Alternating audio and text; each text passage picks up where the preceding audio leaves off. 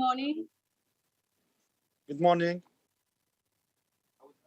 Good morning. Good morning. I declare open the United Nations International Conference on the Question of Jerusalem, Annexation in Practice, Palestinian Lives in Jerusalem. Your Excellency, Ambassador Ali Guntali, Director of the Department of Palestine and All Quds Affairs of the Organization of Islamic Cooperation. Your Excellency, Ambassador Riyad Mansour, Permanent Observer of the State of Palestine to the United Nations, Mr. Khaled Kiari, Assistant Secretary General for the Middle East, Asia and the Pacific in the Department of Political and Peacebuilding Affairs and Peace Operations, represented the United Nations and the Secretary General Antonio Guterres. Excellencies, ladies and gentlemen, dear friends, let me welcome our audience to the International Conference on the Question of Jerusalem under the theme Annexation in Practice, Palestinian Lives in Jerusalem, organized by the United Nations Committee on the exercise of the inalienable rights of the Palestinian people and the Organization of Islamic Cooperation. I am Ana Silvia Rodriguez Abascal, Ambassador and Chargé d'Affaires of the Permanent Mission of Cuba to the United Nations here in New York, and by Chair of the UN Committee on the exercise of the inalienable rights of the Palestinian people. I have the honor today to moderate this virtual event. In these unprecedented times, when Israel, the occupying power, has declared its plan to annex large areas of the occupied Palestinian territory, amid of the situation exacerbated by the COVID-19 pandemic, we are meeting virtually to rally our support and solidarity for the inalienable rights of the Palestinian people, including the right to self-determination and independence, with a special focus on the question of Jerusalem. In our last virtual event, the UN Forum on the Question of Palestine on 4 June, 3 high-level speakers outlined prevailing challenges and formulated recommendations to overcome negative trends and the current political impasse for salvaging peace prospects. The shared summary and recording of the event can be found on the committee website www.un.org/UNISPAL. I repeat, www.un.org/UNISPAL. Today, we are convening for the first part of the annual conference on Jerusalem, and it is my pleasure to welcome to this event 3 distinguished panelists. Ms. Maha Abdallah, legal researcher at the Cairo Institute of the Human Rights Study in Jerusalem. Ms. Hagit Ofran, director of the Settlement Watch Project at Peace Now in Jerusalem. And Mr. Osamah Khalil, associated professor of history at Syracuse University in the United States. You are most welcome to this event. They will highlight the history of Israel's decade of long illegal annexation of East Jerusalem and the life reality of Palestinian Jerusalemites under this regime. Before we get into our panel, I would like to give the floor to the representatives of the United Nations, the Organization of Islamic Cooperation, and the State of Palestine for their opening remarks. I would like to first request the representatives of the United Nations, Mr. Khaled Kiari, Assistant Secretary General for Middle East, Asia, and Pacific in the Department of Political and Peacebuilding Affairs and Peace Operations to take the floor. Before giving the floor, I ask all the participants to mute your microphone in order not to bother the event. So I give the floor to Mr. Kiari to have the floor, sir. Thank you, Anna. I'm happy to see you, dear Ambassador, moderating today's conference. Excellencies, dear colleagues, ladies and gentlemen, it gives me great pleasure to welcome you to the International Conference on the Question of Jerusalem, organized by the the United Nations Committee on the Exercise of the Inalienable Rights of the Palestinian People with support of the Organization of Islamic Cooperation. There is a deep sense of concern among a vast majority of the nations of the world over the evolving situation in Israel and Palestine. We are indeed at a watershed moment. Israel's threat to annex part of the occupied West Bank has alarmed Palestinians, many Israelis, and the broader international community. If implemented, annexation would constitute a most serious violation of international law, have dangerous and costly implications on the ground, grievously harm the prospect of a two-state solution, and undercut the possibilities of renewal of negotiations. I call on the Israeli government to abandon its annexation plans, and I call upon the Palestinian leadership and the Palestinian people to maintain their steadfast commitment to the path of nonviolence. In this context, I welcome the statement of the Palestinian leadership calling for a return to the negotiation table. In addition to the potentially destabilizing consequences of a possible annexation, the Palestinian fiscal and economic situation is in dire straits. The response by the Palestinian leadership to Israel's annexation plans, ending all coordination with Israel, including financial coordination, along with the uncertainty and economic hardship caused by the COVID-19 pandemic, has resulted in an 80% decline in Palestinian revenues and has had a devastating impact on the government's ability to function and deliver service to its people. While we urge the international community to continue its support and assistance to the Palestinian people, there is an urgent need to restart Israel-Palestinian engagement, particularly on humanitarian and COVID-19 related issues, without losing sight of long-term political objectives.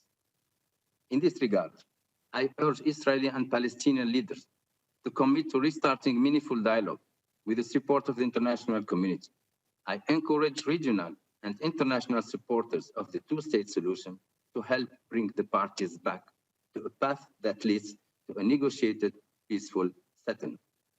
I call on fellow members of the Middle East Quartet to take up our mandated mediation role and find a mutually agreeable framework for the parties to re-engage with each other and with regional states. You have the full commitment of the United Nations to continue supporting Palestinians and Israelis to resolve the conflict and end the occupation in line with international law, relevant United Nations resolutions, and bilateral agreements. The goal is achieving the vision of two states, Israel and an independent, democratic, sovereign, and viable Palestinian state, living side by side in peace and security within secure and recognized borders based on the pre-1967 lines, with Jerusalem as the capital of both states. The position of the United Nations in this regard is clear and unwavering. It has been defined throughout the years by resolutions of the Security Council and General Assembly, and reiterated time and again by the Secretary General. There is no peaceful, sustainable alternative to a negotiated two-state solution. The United Nations will never give up on this goal because it is a just goal. We will continue working every day for peace and for security for all. The focus of our gathering today is Jerusalem. The city is a critical fulcrum in the Israeli-Palestinian conflict. Holy to the followers of the world's three monotheistic religions, the sensitivity surrounding it cannot be overstated. It is essential to fully respect the status quo at the holy sites and observe relevant agreements. It is also a key final status issue whose fate can only be decided through negotiations between the parties. The Israeli annexation being threatened in parts of the occupied West Bank has already occurred in East Jerusalem. Just as annexation in the West Bank would be in violation of international law, so it is in East Jerusalem, as stated in United Nations Security Council Resolution 476 and 478 of 1980. Measures aimed at changing East Jerusalem's demographic composition, character, and status are also a violation of international law and of United Nations resolutions. Ongoing administrative and other actions taken by the Israeli government, in particular continued demolitions, alongside the planning regime that makes it very difficult for Palestinians to obtain building permits, make life harder and in some cases impossible for Palestinian Jerusalemites to continue living in their native city. In short, the United Nations does not recognize Israel's claim of sovereignty over East Jerusalem and is concerned over any unilateral moves that prejudge the outcome of negotiations and jeopardize peace. I want to reiterate that we will continue supporting a peaceful resolution of the question of Palestine, including the question of Jerusalem, on the basis of United Nations resolutions, international law, and previous agreements. We will do that through the good offices of the Secretary General as part of the Middle East Quartet, through the efforts of the Special Coordinator for the Middle East Peace Process, and through the Department of Political and Peacebuilding Affairs in New York, including its Division for Palestinian Rights, which serves as the Secretariat and implements the activities of the United Nations Committee on the exercise of the inalienable rights of the Palestinian people. In this spirit, I wish you fruitful discussions. Thank you. Thank you, Khaled. I'm so happy also to see you in your new position. The committee appreciates the support of the United Nations Secretariat, which is instrumental for the discharge of the committee's mandate. I would also like to express the committee's sincere thanks to the Secretary General Guterres for his unwavering support to the committee, but more importantly, for his principal position clearly stated on 24 June to the Security Council in upholding the UN Charter, international law, and norms, especially on the question of Palestine. The committee fully supports the Secretary General's effort to stem the Israeli plan of annexation and to restart the peace process. I would like now to request the representative of the Organization of Islamic Cooperation, His Excellency Ambassador Ali Kuntali, Director of the Department of Palestine and All Coups Affairs of the OIC, who is joining us from Jeddah to deliver his remarks. Good afternoon, sir, and you have the floor.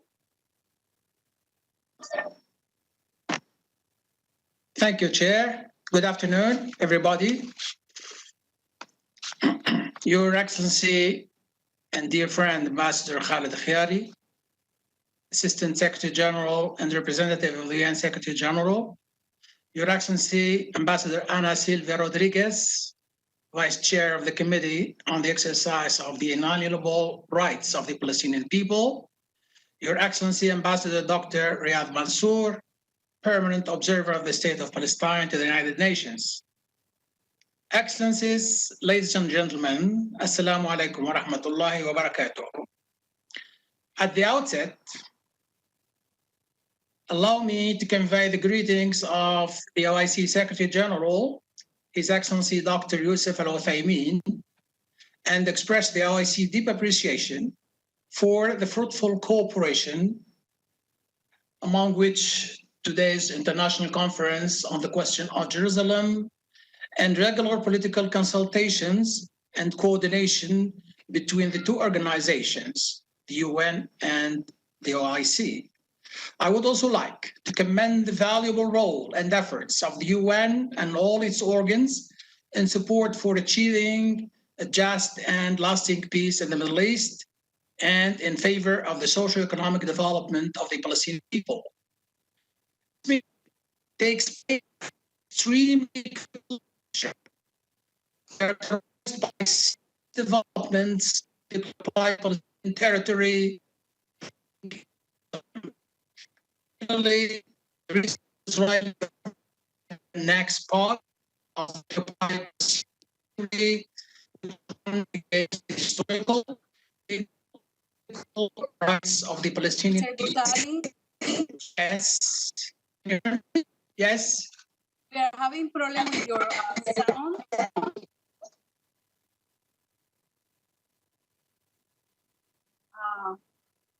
Let's try again to see, because we are not receiving your sound very well.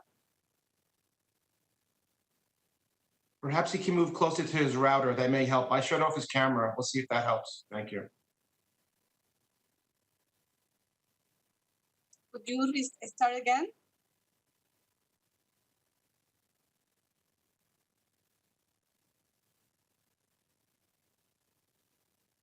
The technician recommend to shut down your camera. Yes. I'll take that liberty right now.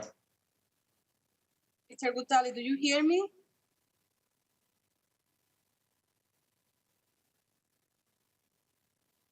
Okay. Perhaps we can reach out via back channels to help him.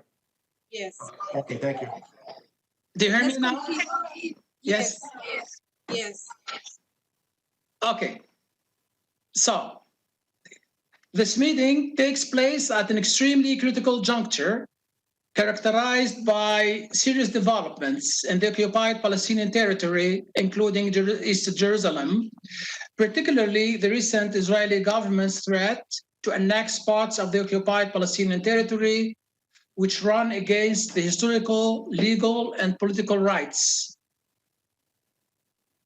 of the Palestinian people, and represent a blatant violation of international law, the UN Charter, and relevant UN resolutions.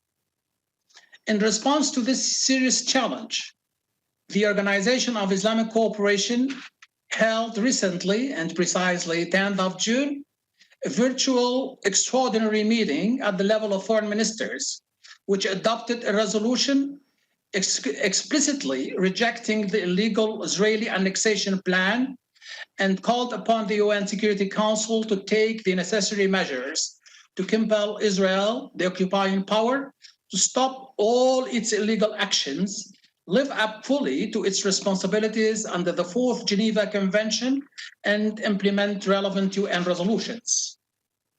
These ongoing Israeli violations seriously challenge the political will of the international community and represent a stringent test to the credibility, responsibility, and determination of key international actors to put an end to decades-long oppression, occupation, and injustices perpetrated by Israel against the Palestinian people, bring longed-for justice, and achieve the two-state solution. Excellencies, ladies and gentlemen, while emphasizing that the occupied city of Jerusalem is an integral part of the Palestinian territories occupied in 1967, the OIC urges all parties concerned to refrain from recognizing any measures aimed at changing its demographic, political, legal, and historical status, and continue to provide financial support for the Palestinian institutions in East Jerusalem.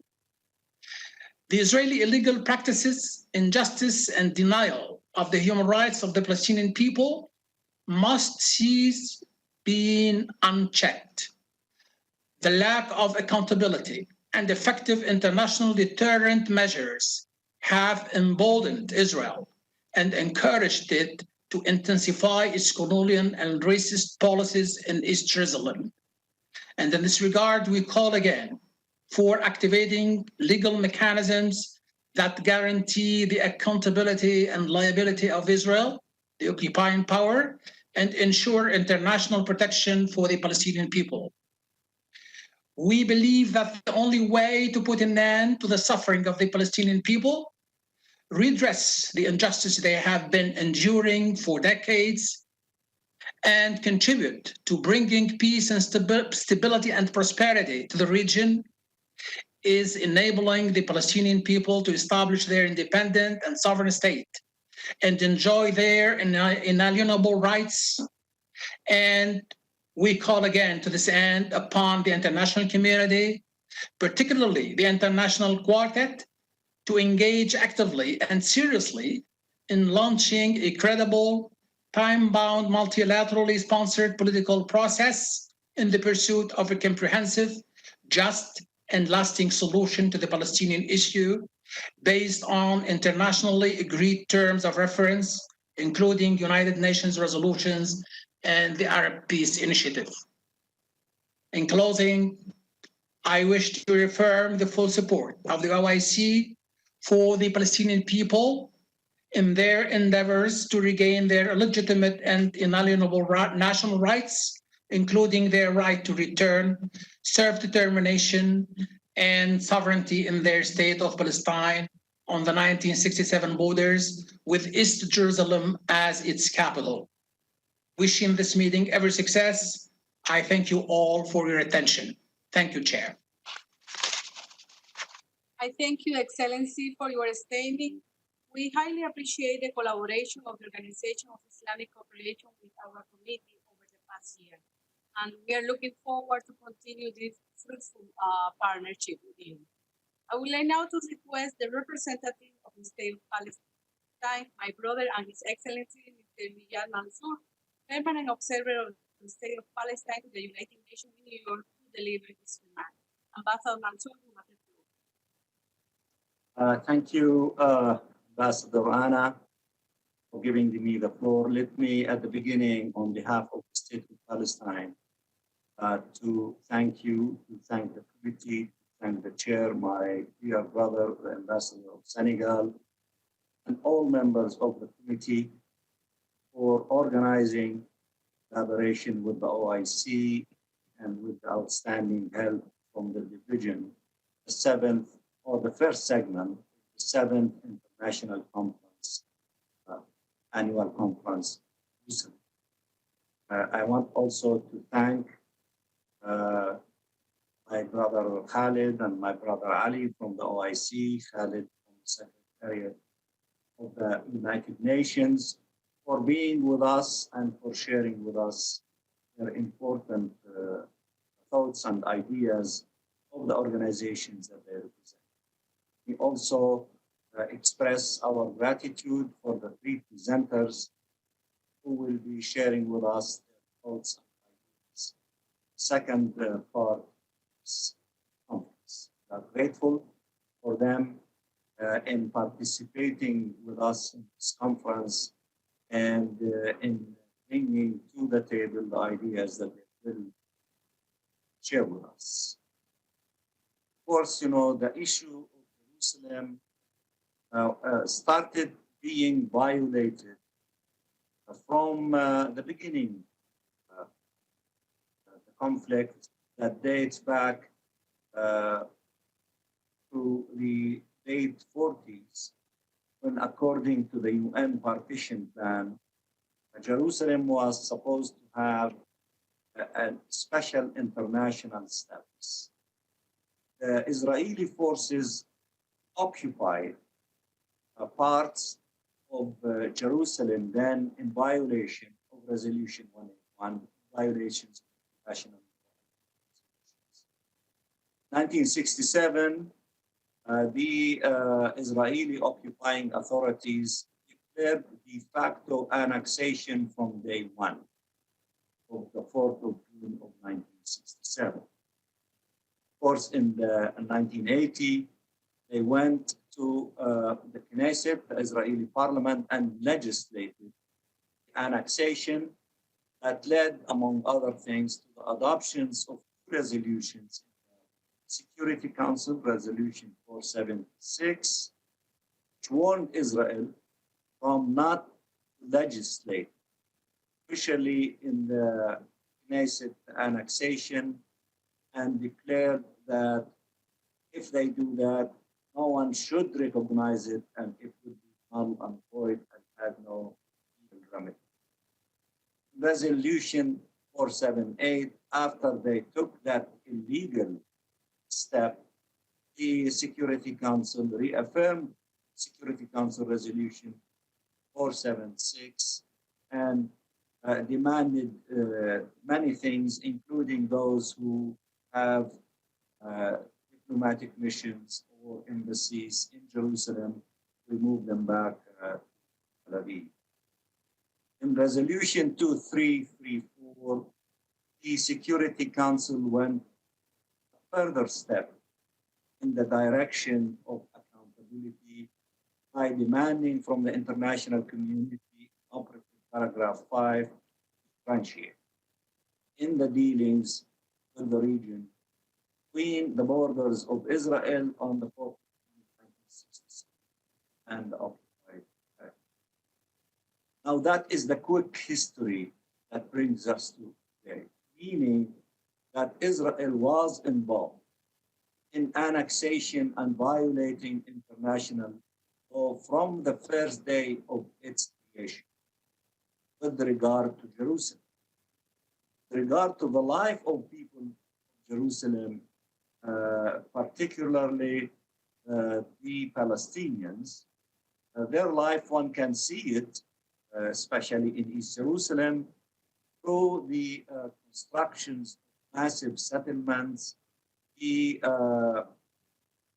population of settlements in the hearts, the hundreds of thousands in East Jerusalem, annexation of land, the demolition of homes, the expropriation of property, the displacement of people, the removal of identity card, and the economic hardships there, building the wall.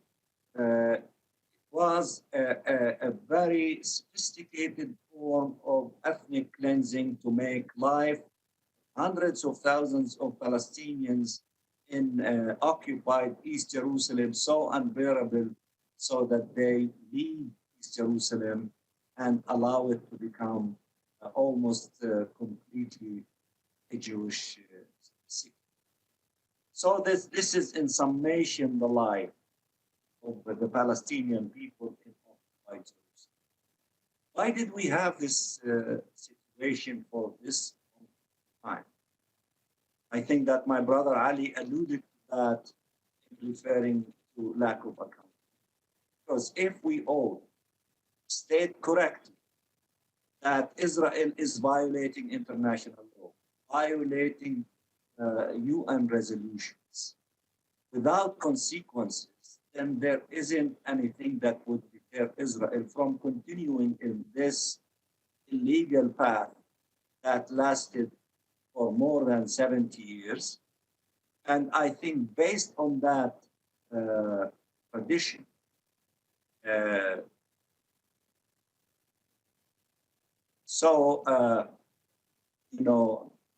negated or objected to by the international community with regard to the Israeli tradition and history. Israeli occupying authorities coming to the conclusion that the international community and all of us would declare correctly positions of condemning such action, saying that it is illegal, but we are not taking the needed additional steps of showing consequences. For example, in 1980, although we adopted 476 and 478, I know that the reality in the Security Council did not allow these resolutions to be adopted under Chapter 7, as is the case of many resolutions as it relates to many things, including the situation as we have witnessed for the last 10 years or more in the Middle East. And as one researcher told us, that during the last 12 years, more than 700 resolutions were adopted in the Security Council. Half of them were under Chapter 7. Most of them were related to conflict in the Middle East, whether in Syria, Iraq, Yemen, Libya, but not a single one of them related to the Israeli-Palestinian conflict was under Chapter 7. In fact, during that period of time, only 2 resolutions were adopted. And the last one was 2, 3, 4, and either one were adopted under Chapter 7. And as annexation is looming, if we do not embark in the direction of accountability and consequences, then Israel would, and those who support it in the Washington, D.C., and by that I mean Trump administration, which violated also international law and Security Council resolution by recognizing in the year 2017 Jerusalem as the capital of Israel and moved its embassy to it in violation of resolutions 476 and 478 and 2334, just to mention a few of the Security Council resolutions. I sincerely hope that the ICC might bring something new to the table once the lower chamber to resolve the issue of jurisdiction so that the prosecutor to begin official investigation about war crimes committed against the Palestinian people in the occupied territory, including occupied East Jerusalem. I think that the big test before us is to stop annexation from taking place and to open doors for possibilities of options of measures, including legal options in the directions of accountability, because accountability not only that it would give Palestinian people justice, but it would open a meaningful door for a political process that would lead to the end of occupation and the independence of the state of Palestine on the 4th of June 1967 borders with East Jerusalem as its capital. So we are now at the beginning of a difference. And there is a massive support against annexation in the other parts of the occupied West Bank by the international community, by the Secretary General of the UN, by many political organizations, regional organizations, such as the Arab League, the OIC, NAM, African Union, the European Union, which we appreciate tremendously, but that is not sufficient in itself to deter Israel from moving in the direction of annexing other parts of the occupied territory. Their record is shameful with regard to what they did to Jerusalem, and it is encouraging them to move in the direction of annexing other parts of the occupied Palestinian territory and destroying the two-state solution. Destroying the two-state solution meaning destroying the national aspirations of the Palestinian people to exercise self-determination in their historical national homeland and to manifest it in a state next to Israel and equal and dignified right for the Palestinian people who are inside Israel. So the task is tall before us. The Committee on the Exercise of the Inalienable Rights is a very special and noble committee that is working tirelessly over the years for advancing the cause of the Palestinians through the attainment of the inalienable rights of the Palestinians.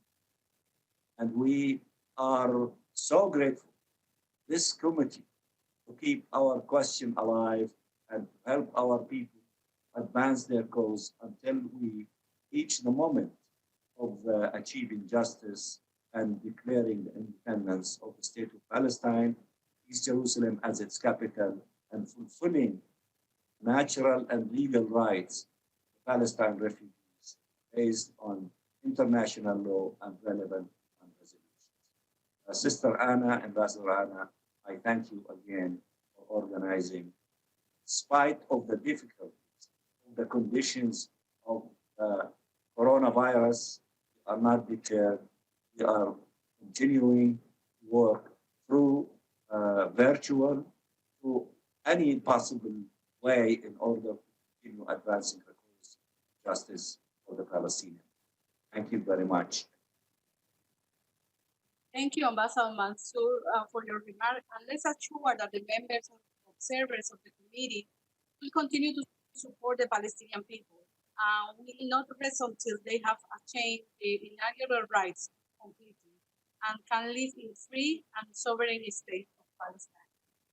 So before giving the floor to our panelists, let me say for the audience around the world that is watching this conference, a few words about our committee that was established by the UN General Assembly in 1975 to pursue the following main goals: promoting an end to the Israeli occupation and a just and peaceful settlement to the Israeli-Palestinian conflict, realizing the two-state solution, Israel and Palestine living side by side in peace within secure and recognized borders, and supporting the exercise of the inalienable rights of the Palestinian people, including self-determination, sovereignty, and the right to return. We implement our mandate by raising awareness on the question of Palestine through a range of activities, among them events and conferences at the UN headquarters here in New York and abroad, dissemination of information, a capacity building program for the state of Palestine, and the annual observance of the International Day of Solidarity with the Palestinian people on 29 November. Because of the COVID-19 pandemic, our committee has adapted and shifted activities to the virtual space, like with this virtual event series, which we will continue into the coming weeks. Before we start, let me remind everyone that this is an event is being streamed live via the UN Web TV and the UN YouTube and Facebook channels. It's also being recorded and will be available for viewing at your convenience. I would like to give a warm welcome to the audience following us via different platforms. Everyone are also encouraged to tweet the hashtag, this hashtag Right for Palestine. So you can use this hashtag to raise awareness of the cause of Palestine. So following the initial remarks by our panelists, I will open the virtual floor for discussion. We will also be able to take some questions which member states can post via the chat box function in the WebEx. You have to use the chat box to ask questions, and the public can use the via a Facebook channel or Twitter, or also WhatsApp. The number of WhatsApp to raise some questions is +1 646 421 0579. I repeat, +1 646 421 0679. So now I would like to give the floor to Ms. Maha Abdallah, legal researcher and international advocacy officer at the Cairo Institute of Human Rights Study in Jerusalem. Before that position, she was a senior legal researcher at the Palestinian NGO Al-Haq, focusing on business and human rights and corporate accountability in occupied territory and conflict-affected settings. Primarily, the role of the corporation in the unlawful exploitation of natural resources, complicity and involvement in human rights abuses. She was elected to the board of the International Network of Economic, Social, and Cultural Rights, ESCR-NET, in 2018, and served on the project advisory group of ESCR-NET's Corporate Capture Project and on the Conflict and ESCR Advisory Group. Ms. Abdallah, you have the floor. Thank you very much, Your Excellency. In describing Palestinian life in annexed Jerusalem, it is a microsome of living in a prolonged and illegal occupation that not only seeks to control land, but also the lives of millions of Palestinians here and in the diaspora. This colonial endeavor has sought to fragment and segregate Palestinians, eradicate our identity, history, language, and culture, and repress Palestinian political and economic and social life. For decades, Israel has deepened its control over Jerusalem by exponentially increasing the number of Israeli Jewish settlers while working to eliminate Palestinian presence. To achieve its plans, Israel has used various discriminatory policies and measures against Palestinians, many of which constitute grave breaches and crimes. For one, Israel imposes a permanent residency status on the majority of Palestinians in Jerusalem, rendering them stateless. This has left Palestinians born in and with ancestors in the city for decades or centuries constantly required to prove to the occupier their links to Jerusalem to be allowed to even stay. In Jerusalem, Israel places no value on Palestinian life. Palestinians are constantly dehumanized. This is something easily spotted on the streets and in daily life, where Israeli forces routinely use excessive force, kill, and arrest Palestinians. As a Palestinian here, you are forced to constantly be on your guard because any misinterpreted move could literally cost you your life, as with the killings of Iyad al-Hallaq last May, Mus'ab al-Ghazali in 2015, and many other unjustified killings over the years by Israeli forces. The dehumanization and intimidation are further instilled through the Israeli forces' arbitrary stoppings, questioning, and searches of Palestinians on the streets, mainly targeting the youth. This is in addition to the heavy militarization and constant state of surveillance through installed cameras, sensors, and microphones all over the city. Intimidation and collective punishment in Jerusalem are also experienced in the persistent incursions and night raids on homes and neighborhoods by Israeli forces, most notably those regularly targeting Al-Isawiya neighborhood, resulting in injuries, child arrests, and a perpetual state of fear. At the same time, Israel has created a coercive environment, which has been already mentioned several times, to limit the number of Palestinians in Jerusalem, to realize its plan of 70% Israeli Jews to 30% Palestinian, resulting in the direct and indirect forcible transfer of Palestinians. This is implemented through ever-increasing house demolitions and evictions, practices that have continued even during the current pandemic. Revocation of residency has been yet another feature of Israel's methods to restrict Palestinian growth in Jerusalem under the pretext of the center of life requirement or as a punitive measure. Living in Jerusalem is also about being isolated. Jerusalem is not only cut off from the West Bank and Gaza, but also from its own neighborhoods and towns by military checkpoints, settlements, and the annexation wall. Another form of isolation is Israel's attempts to alienate Palestinians in Jerusalem from their own language, culture, and identity. It is common for Palestinians not to recognize streets or their names because these have been altered, creating new facts on the ground and a one-sided narrative for the benefit of one group only. To many Palestinians, Jerusalem has become sadly foreign and completely off limits. It's an imposed reality where we are unable to use our mother tongue at times, Arabic, in day-to-day encounters because Israel is deliberately erasing and systematically substituting it with Hebrew through laws and practice. Palestinian cultural centers and activities are regularly attacked. Religious practices are often restricted, most evidently during Ramadan and Easter. Meanwhile, Palestinian protests, demonstrations, and all attempts to organize against the foreign occupation are constantly met with force, suppression, arrest, travel ban, punitive measures. Israel has isolated and choked the Palestinian economy as well in Jerusalem, resulting in high poverty rates. Unemployment is relatively high, with limited and unequal opportunities.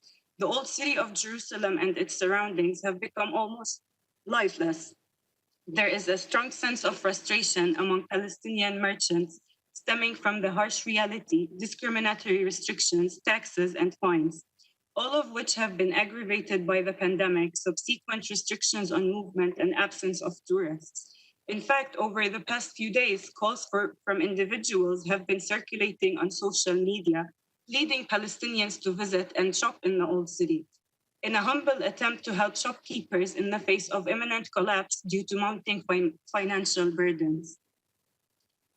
Life in Jerusalem for Palestinians is suffocating and frustrating. People are tired, losing hope, and feel neglected. There is limited space to live and express one's identity. Eventually, Palestinians are coerced into making decisions that either allow them to stay in the city within Israel's allowed limitations or leave. While this is a very gloomy reality that I draw, it persists and worsens because of Israel's relentless attempts to achieve full colonization and a unified Jerusalem as their capital by means of ethnically cleansing Palestinians. These efforts have been emboldened by the international community's inaction and continued support. The international community has been indeed idle towards taking effective measures to end Israel's occupation and counter its persistent violations of international law, particularly those targeting Palestinians in Jerusalem, which rise to the level of war crimes and crimes against humanity, such as forcible transfer, willful killing, persecution, and apartheid, to name but a few. In viewing Israel's annexation, it is important that the international community not only take concrete action to deter any forthcoming Israeli declaration of annexation of the West Bank, but also to reverse and remedy those already ongoing in Jerusalem, the West Bank, and the occupied Syrian Golan, using means of international accountability and sanctions. It is high time to challenge this new and unilateral imposed reality on Palestinians. Thank you. I thank you, Ms. Abdallah, for your introductory remark. And before I continue, I would like to inform our participants that they are going to have the opportunity to take the floor to ask questions before the panelists. So before the panelists, we are going to open the session for questions for a statement of the member state and also other participants in this conference. I would like to give the floor to our next speaker, Ms. Hagit Ofran, Director of the Settlement Watch Project at the Israeli NGO Peace Now in Jerusalem. Widely recognized as one of Israel's foremost experts on a full range of issues related to illegal Israeli settlement in the West Bank, settlement-related developments in East Jerusalem.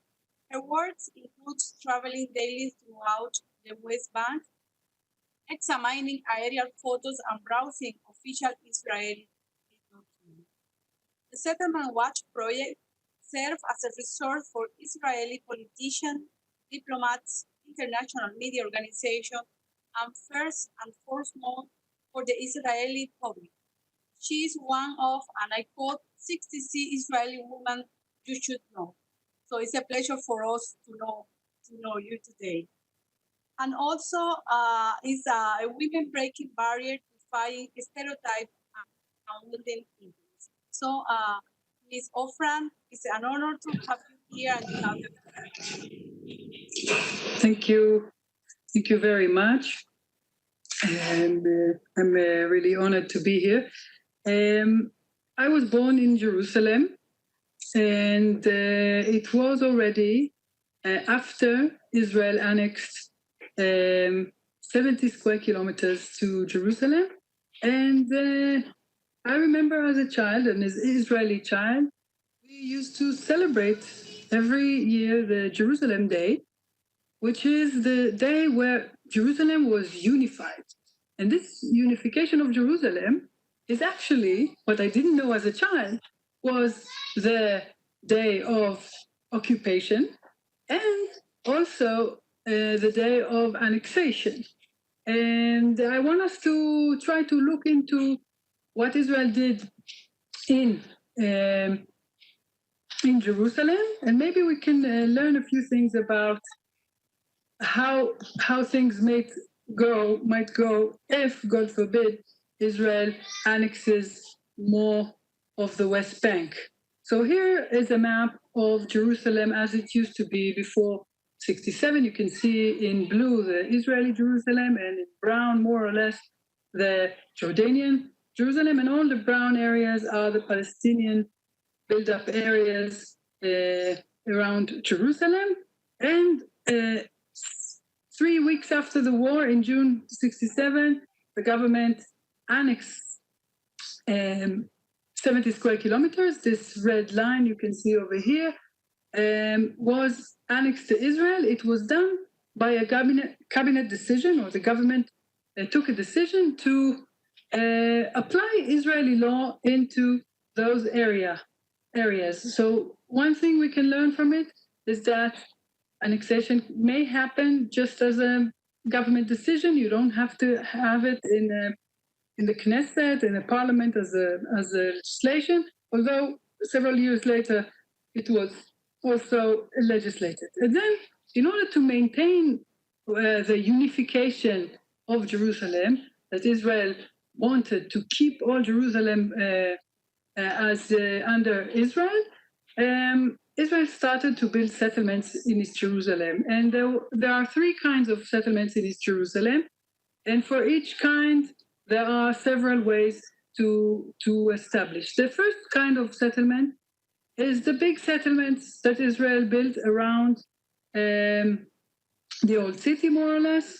And here on the map, you can see all the blue areas are settlements that Israel built after 1967. The idea was to isolate or to disconnect the Palestinian neighborhoods from the West Bank so that East Jerusalem will not serve as a capital for the Palestinian state. Of course, in order to do that, Israel had to take land. And if you see the map, almost all of the empty areas that were not built in 1967 were taken. And Israel took it through expropriation according to the Israeli law, which is now applied in East Jerusalem. The government is allowed to confiscate land for public use. And in this case, the public use was establishment of Israeli settlements.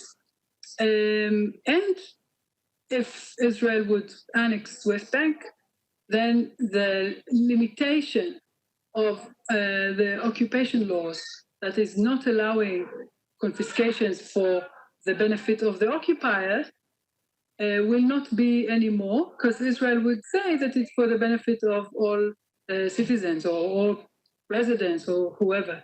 So this is one threat of annexation. The second kind of settlement was to try to settle within Palestinian settlements, most of them around the old city. Here's a map. You can see the old city in the center. You can see the brown areas are the Palestinian neighborhoods around it. And you can see also the red dots of houses that are being used by Israeli settlers. And the idea is to bring as many Jews to live inside Palestinian neighborhoods so that it will be mixed, so that when we will get to negotiations on two states, the Israelis will say this is not Palestinian neighborhood, it is Jewish neighborhood, or it's a mixed neighborhood. It is harder to give it up. It is going to make the possibility of a Palestinian state much, much harder. And that's what they're trying to do. And of course, they have many, many other effects on the ground to the presence of settlements inside the Palestinian neighborhoods. But this was not the only kind of settlement, not only the big settlements and the settlements inside the Palestinian neighborhoods, but there was a third kind of settlement, which is the touristic settlement.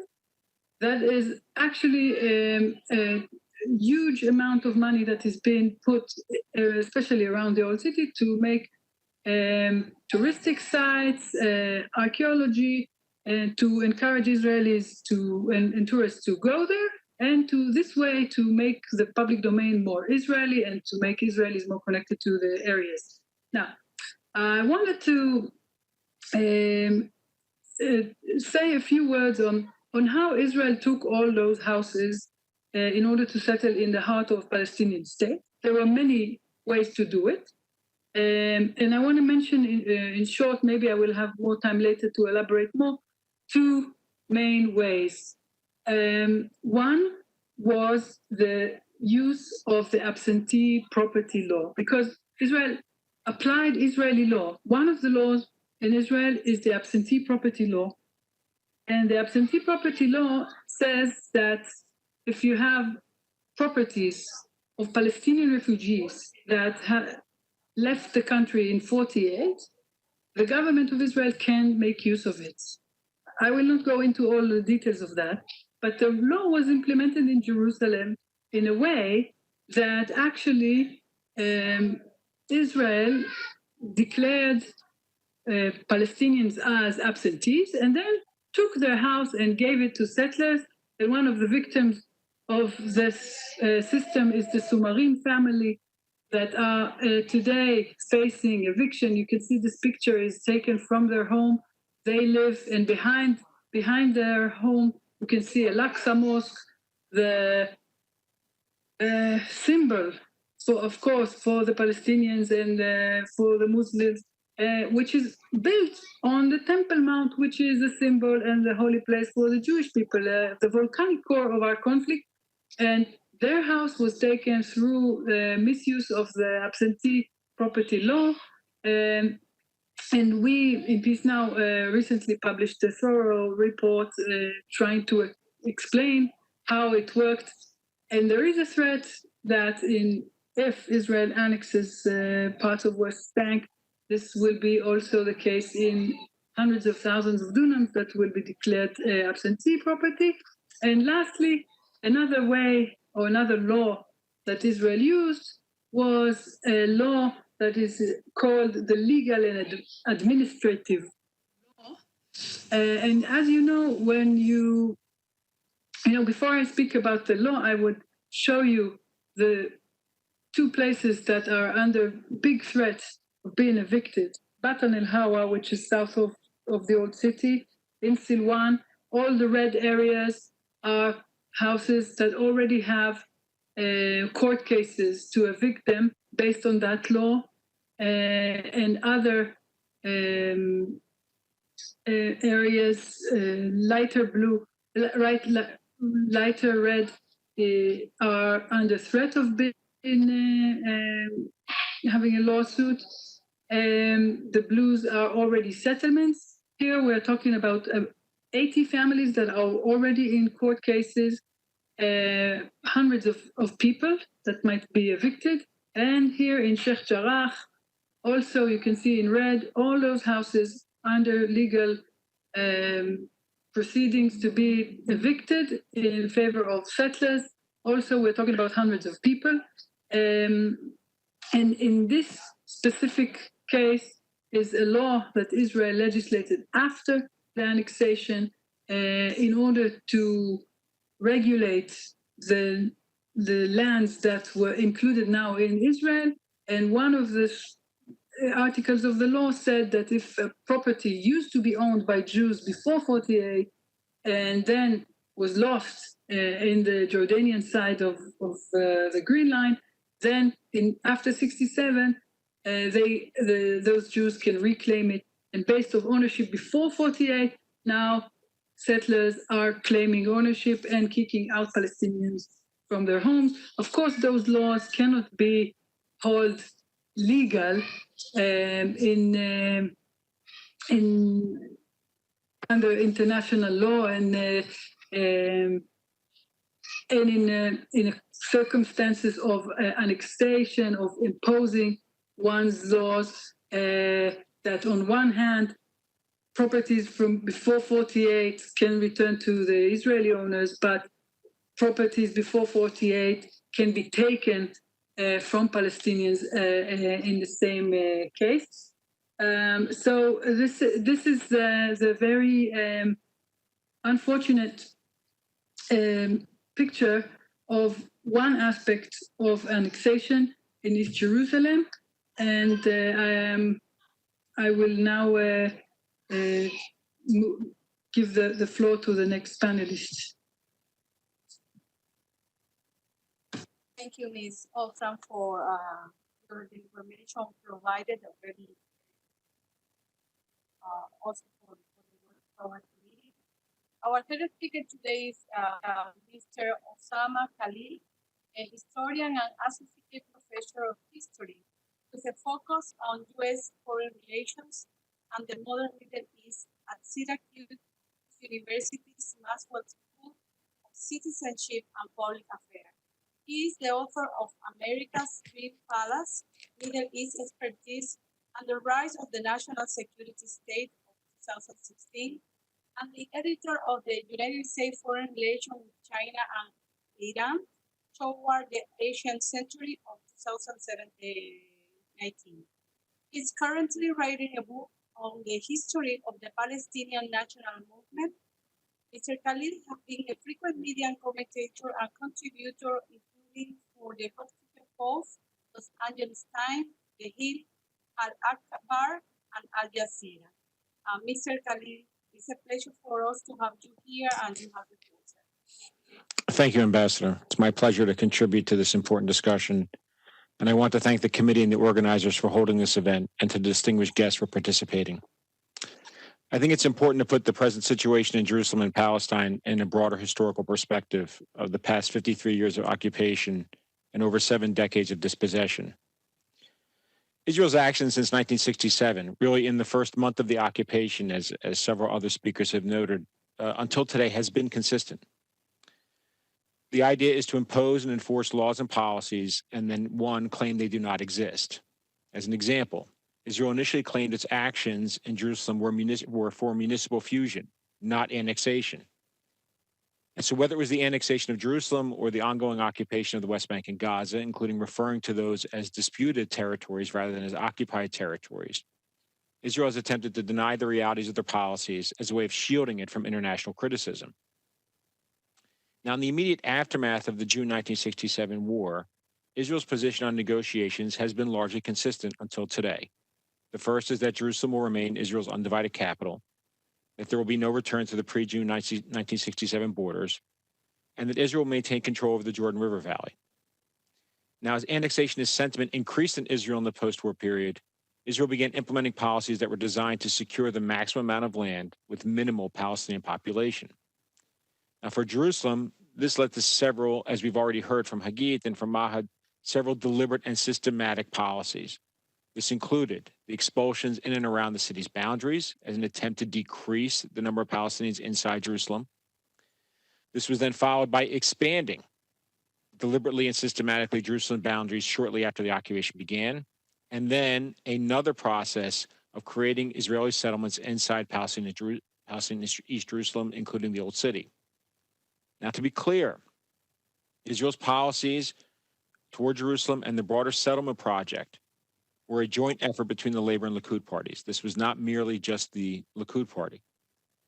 Another joint project between the parties was to steadily erode American objections to Israel's overt and creeping annexation.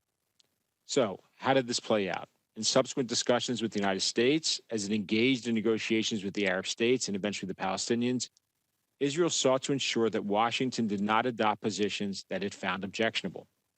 This included accepting Israel's definition of UN Security Council Resolution 242, as well as 338, but also other positions related to the key final issues of borders, refugees, and Jerusalem.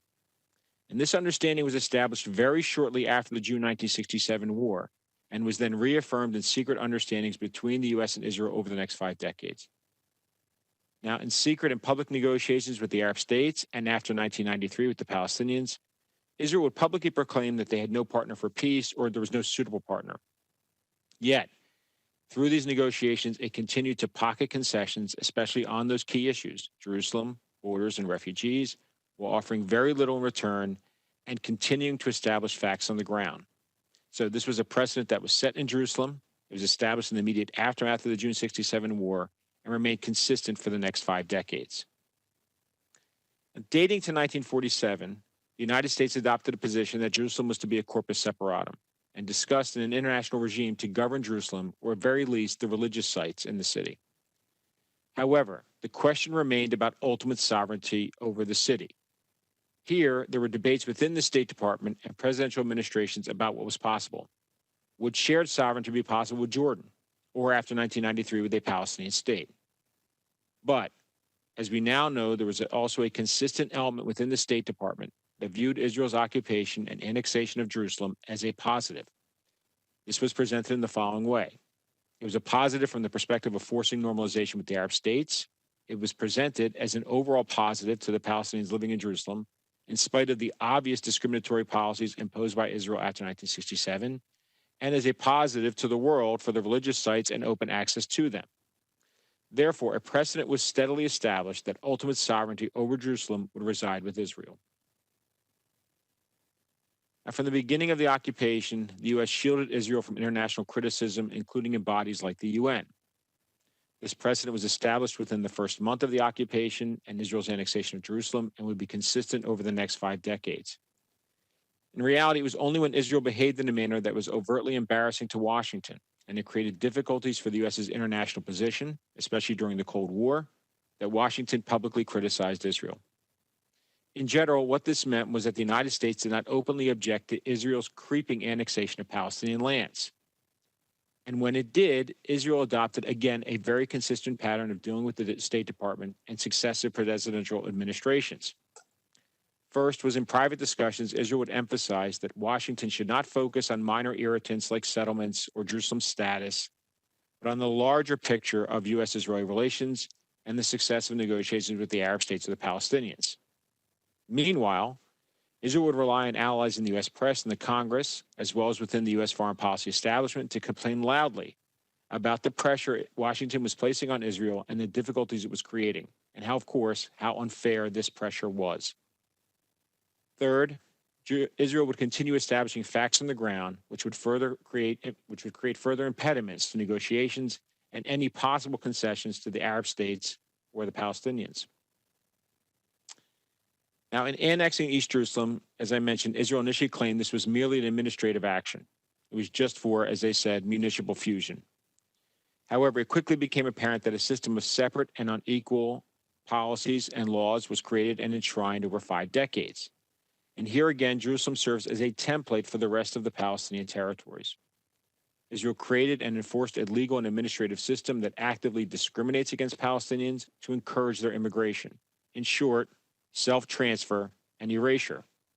And self-transfer has become a key aspect of Israel's overt and creeping annexation of Jerusalem and Palestine. Another important feature of Israel's rule is to separate and depoliticize Palestinians in Jerusalem from Palestinians in the West Bank and Gaza, or Palestinian citizens of Israel. In other words, to ensure that there is no organized Palestinian political presence in Jerusalem. And this has been amplified since 2000 and the collapse of negotiations and the Second Intifada. In addition, it is to implement varying legal regimes governing the lives of Palestinians by their location. So whether it's Palestinian citizens of Israel with one set of rights, Palestinians in Jerusalem with distinct and lesser rights, or Palestinians in the West Bank and Gaza under occupation with no rights, but subject to Israeli rule and overall sovereignty. These are key aspects of Israel's system of apartheid implemented over 5 to 7 decades, and Jerusalem is a major component of it. Finally, since the June 1967 war, Jerusalem and Israel has occupied the attention of American Christian evangelicals, who viewed the capture of the city's holy sites as the fulfillment of biblical prophecy. Now, this has aligned with a greater political engagement by evangelical voters and a shift in the U.S. electorate, especially since 1968.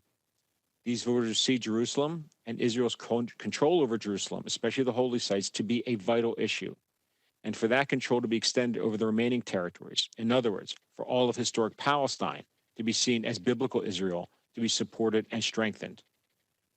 Now, this perspective has been encouraged by the Likud party, especially Israeli Prime Minister Benjamin Netanyahu, as well as successive Israeli governments and the settler movement in Israel. This has created a strong alignment between the Likud party and the Republican Party in the U.S., which for over 4 or 5 decades has become the home of a large number of evangelical voters. We can see this today in the Trump administration, which is ideologically aligned with the settler movement. In addition, some of the administration's strongest support prior to the COVID-19 pandemic was from the evangelical community. At the same time, support for Israel is a bipartisan issue, and Democrats have been reluctant to criticize Israel. This was made clear in the debates over the Democratic Party's platform in 2016, and it emerged again yesterday in debates over the Democratic Party's 2020 platform. Indeed, on Trump's decision recognizing Jerusalem as Israel's capital, the Democratic nominee, former Vice President Joe Biden, has already said he will not reverse this decision. That being said, there are emerging splits in the evangelical community over Israel's treatment of the Palestinians, as well as among a new generation of voters within the Democratic Party. And these are hopeful signs and trends, and I'm happy to discuss those as well as some others in the Q&A. Thank you again for this opportunity. Thank you, Mr. Khalil, for your presentation. And now I would like to open the floor first to our panelists. Maybe you want to raise some comment on the other panelists' presentation, or maybe you have supplementary questions. So Ms. Abdallah, Ms. Ofran, and Mr. Khalil, you are invited to, you want to make another comment or raise some question. I invite you to raise your raising the hands. The hands in the WebEx is a small hand in the right side of your screen. So you have the floor in case of if you want to use it.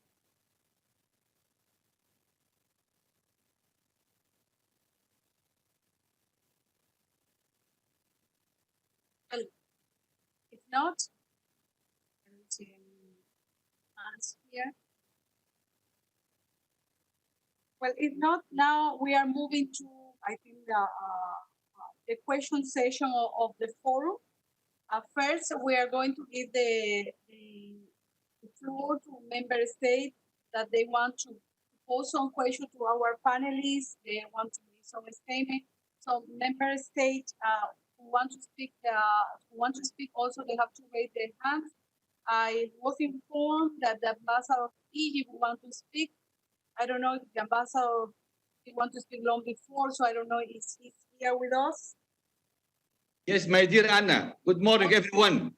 Okay, Ambassador Mohammed, the floor is all yours. Thank you very much, my dear sister Anna, for sharing this meeting, and thank you for the chair of the committee, my brother Ambassador of Senegal, and thank you for everyone who participated, and for the presence of my dear brother Minister Riyad Mansour, representative of Palestine, and really all the speakers enriched us with lots of informative and insightful presentations. Thank you for organizing this conference with the OIC. Definitely, let me reiterate Egypt's commitment to supporting the implementation of a just, comprehensive, and permanent settlement of the Palestinian question according to international law and UN resolutions, especially Resolution 2334 of 2016. Egypt has stated its position very clearly against any unilateral measures, especially Israel's annexation plans that would jeopardize the two-state solution. Any annexation plans will represent a clear violation of international law, UN resolutions, and a grave threat to the prospects of peace, in addition to endanger the whole stability in the region. And the above position has been reconfirmed in the recent meetings, which Egypt has been engaged through the Egyptian foreign minister during his recent visit to Jordan and to Ramallah, also during the meetings of the Committee of the Arab Peace Initiative and the Munich formula with our partners from France, Germany, and Jordan. The international community has showed its wide support to the agreed upon peace parameters, including UN resolutions, the Arab Peace Initiative, and the Land for Peace principle. Let me just here pose triad of issues, and maybe it could be also, we can be enlightened by the comment of the panelists on it. First is we have a paradox and irony and a tragedy. A paradox that everyone understands and convinced about the illegality of the annexation. And we hear this once and again in Security Council and so many fora.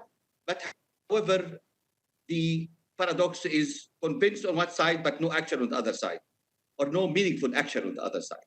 There is also, with the paradox, there is an irony of multiple problems in the region, which are competing of international attention and international resources. However, no problem of them is witnessing any meaningful solution in sight. The third is a tragedy of the life of Palestinians under occupation, and at the same time, in a world which is talking a lot about human rights and the values of human rights. So this triad, I think, is very perplexing and confusing. To conclude, I think I would like to say that my dear brother, Ambassador Minister of Riyad Mansour, Palestine, mentioned that two states, the annexation will destroy the two-state solutions. I agree with him, and I add that it will destroy two-state solutions, and as he mentioned, it will also destroy the aspirations of the national aspirations of the Palestinians. And I add that it will also destroy the regional aspirations of peace, security, and stability in the region. In conclusion, Egypt reiterates its support to the Palestinian people in fulfilling their aspirations towards a self-determination and establishing their own independent state on pre-1967 borders with East Jerusalem as its capital. Thank you very much. Thank you, Ambassador Mohammed. And now I give the floor to the Deputy Permanent Representative. Thank you, Ambassador Anna. At the outset, I would like to express my deep appreciation to the United Nations Palestinian Rights Committee and its Secretariat, as well as to the OIC for organizing this important event. And I thank ASG Khalid Khiari, Ambassador Ali Gutali, and all the other briefers for their valuable contributions. In line with its steadfast and principled position on the Palestinian cause, Tunisia reaffirms that any decisions or actions which pretend to have altered the character, status, or demographic composition of the holy city of Jerusalem have no legal effect, are nil and void, and must be rescinded in compliance with the relevant resolution of the Security Council. As we reiterate our condemnation of the continuing Israeli occupation and annexation plans, which constitute a flagrant violation of international law, we stress that Jerusalem is a final status issue to be resolved through negotiations in line with relevant United Nations resolutions. Tunisia reiterates its firm support to the brotherly Palestinian people in its struggle to regain its legitimate rights, establish its independent and sovereign state on its land within the borders of June the 4th, 1967, with East Jerusalem as its capital, and resolve all final status issues in accordance with the International Legality Resolution, the Two-State Vision, and the Arab Peace Initiative.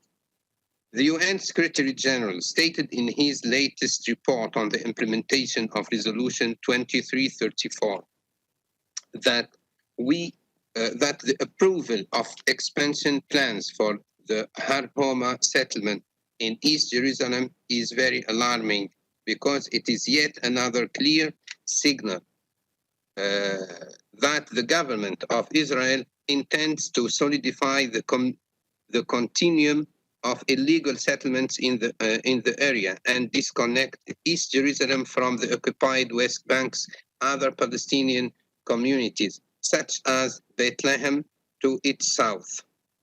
This issue was mentioned by the briefers, and it is in fact an implementation of the annexation. My question is, what can be done to stop this process? And I ask the briefers if they can further elaborate on this issue. Thank you very much. Thank you, Ambassador. Now I'm going to give the floor to the representative of Tunisia. Anna? Yes? I want to clarify something, before we go further, that was stated by my brother, Muhammad Idris from Egypt. Okay. You have the floor, Ambassador. I said that if annexation to take place according to the plans of the current Israeli government supported by the Trump administration, so-called 30% of the occupied West Bank, it may destroy the two-state solution. But I did not say it will destroy the aspiration of the Palestinian people. Nothing can destroy the national aspiration of the Palestinian people short of complete defeat of the Palestinian people. Palestinian people will not be defeated. Palestinian people will continue struggling for their national aspiration in their national historic land. But as long as they are on the land and they are steadfasting on the land and they are struggling for their rights, and they are not only those who are in the occupied territory, but also those who are inside Israel, so-called known as the 1948 Palestinians who carry the Israeli passports, and the Palestinians in the diaspora. So I don't think that it is an accurate characterization that if there is a huge setback, the two-state solution through annexation that should not be equated with the negation of the national aspirations of Palestine. We are rooted in that land for thousands of years, and we are intending to remain there.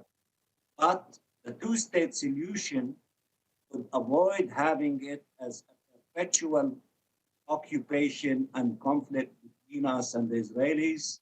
But if their choice continue denying our rights and denying acknowledging it, and they should not but blame themselves for the continuation for this perpetual conflict, because we are not intending to leave, nor we are intending to surrender and to raise white flags. So our national aspirations will be alive, but it might take different forms, different strategies, different tactics.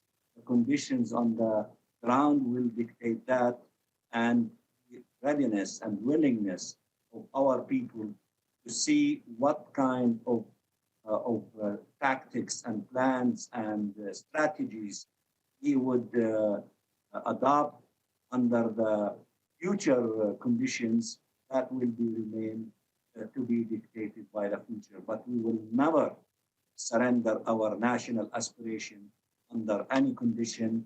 We might have problems with the two-state solution platform, but that does not mean that our national aspiration is abandoned. I just wanted to clarify that, Madam Chair, for dealing with it immediately after my brother Muhammad said that. I am sure that he did not mean what appeared to be the death, the national aspirations of Palestinian people.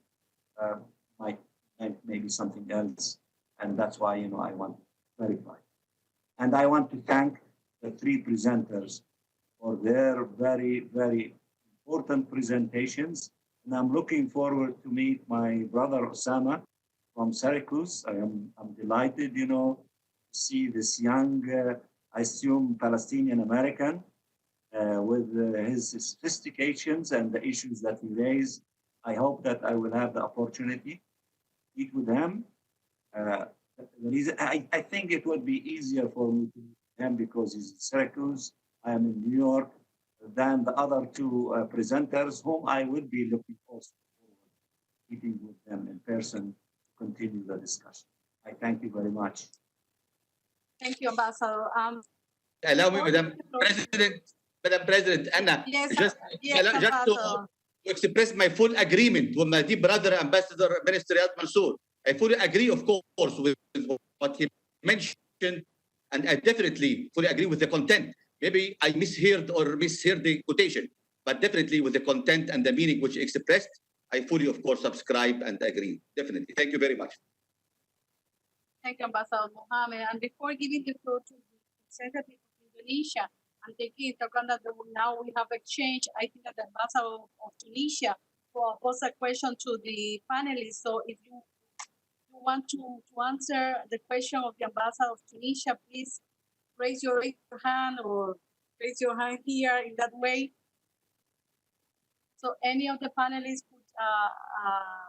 would like to answer the question of the Ambassador of Tunisia?